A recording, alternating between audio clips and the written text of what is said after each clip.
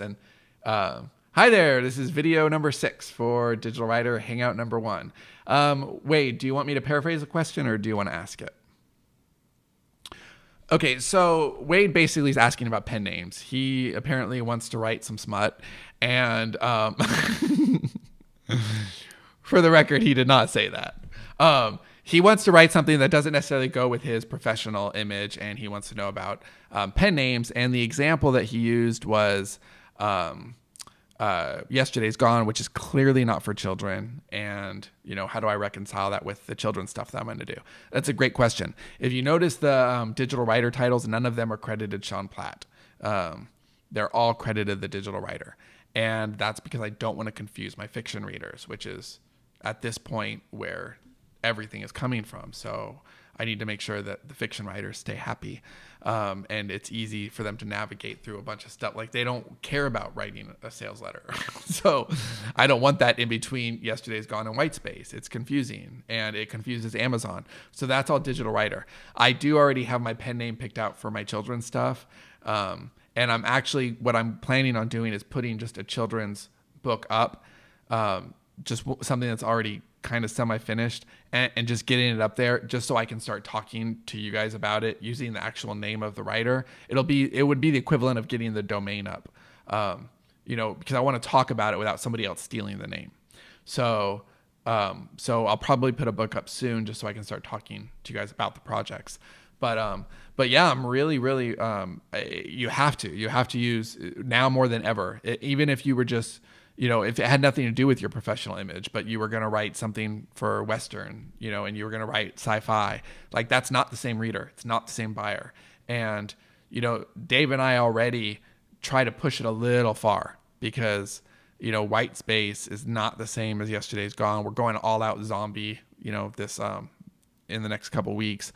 We've got vampire, and you would think those are the same buyer. They're not necessarily. We've got a young adult novel, totally different market. And that was, other than digital writer, that was my second biggest mistake, was how I marketed for Nevermore at one point. And we could do a whole show on that because that's pretty cool stuff. But yeah, you absolutely need a pen name, and then everything you write under that pen name, just keep it going.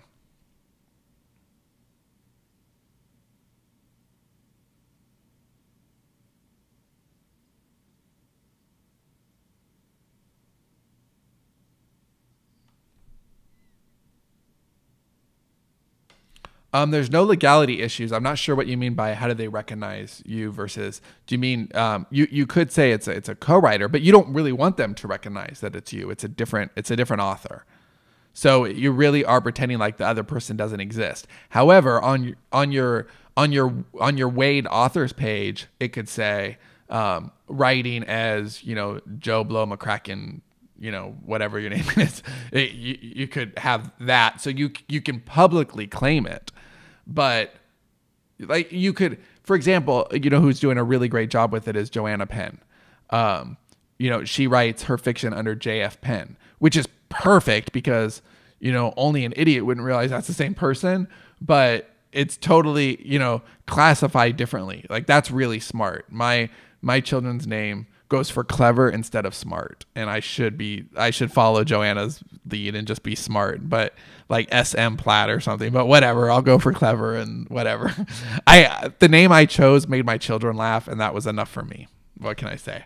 So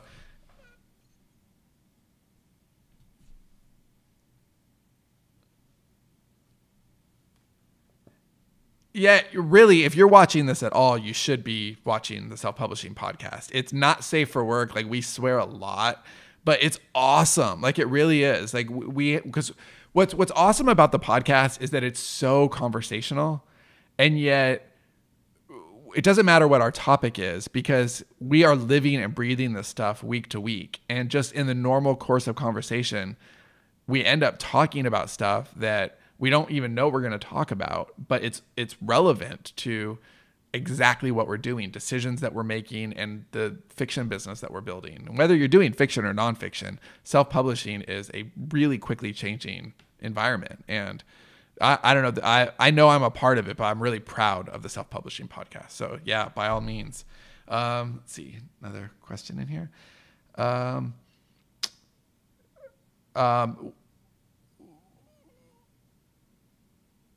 I'm intrigued by what you said on speaking of the podcast, a recent self-publishing podcast about how you wouldn't launch a WordPress blog, but would publish content to Amazon instead. It's an idea that really resonated with me, and I'd love to hear more on the subject, unless that was it, of course. Basically, on a WordPress hangout, on a WordPress blog, I just don't think that blogging, unless you're super specific or super niche, it doesn't really have this. Blogging can be great, and I have to be careful here because I think it's really easy to misinterpret what I'm going to say.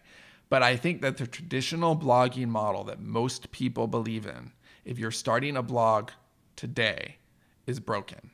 I think you're not really going to get any kind of mad traction. It's just it's a very long-term thing.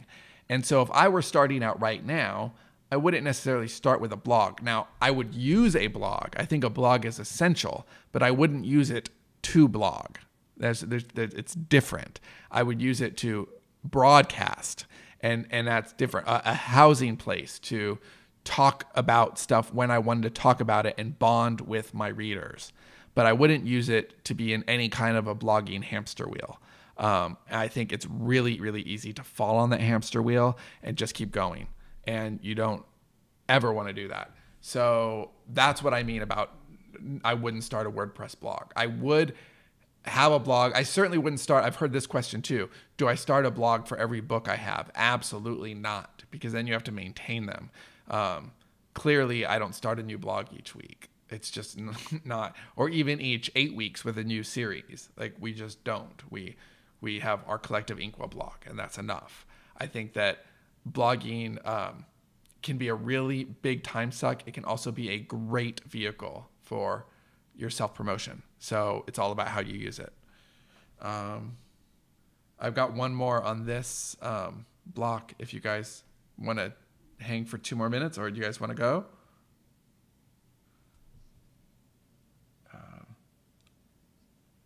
Psyched about the hangout. I was going to ask an easy question. How many pages should we shoot for per episode? I've got an idea for character-driven fiction, a la Armistead's Maupin's Tales of the City. I don't even know what that is. I have too many plot points for the first episode. Okay.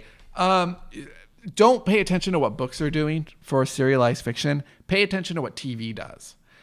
Because that's the model. When Dave and I write our stuff, we're really breaking apart what scripted television does more than what novels do. And a lot of the criticism that we heard before we launched Yesterday's Gone, oh, that's never going to work. People don't buy serialized novels. Dude, you're right. They don't buy serialized novels. That's not what we're doing. We're writing episodes and seasons, just like TV. And that's what you want to think. So don't think of it in terms of, if you're going to think about it in terms of word count, personally, I think the sweet spot is 16,000 words. I don't know how many pages that's maybe 75 pages, I'm guessing. But I think that's a good word count for a weekly or an episodic thing, because I think it about matches what an hour of television would be. And I think that's a sweet spot. But it really is dependent on your stories. It needs to be exactly this long enough to have a kick-ass opening that hooks the reader, long enough to have enough character development in the middle that they care about everything that happened in that episode and will continue to care in the time between this episode and the next one, and a big enough wound that you open in the cliffhanger that they feel like they have to close that loop in their head by getting the next episode. That's the secret to serialized fiction. It's not, and it's not even a secret. That's the formula to serialized fiction, and doing it well. It's not really a matter of word count or page, although I think 16,000 is good. So that's it. I'll be back without Wade and Sharon in just a second. Bye, guys.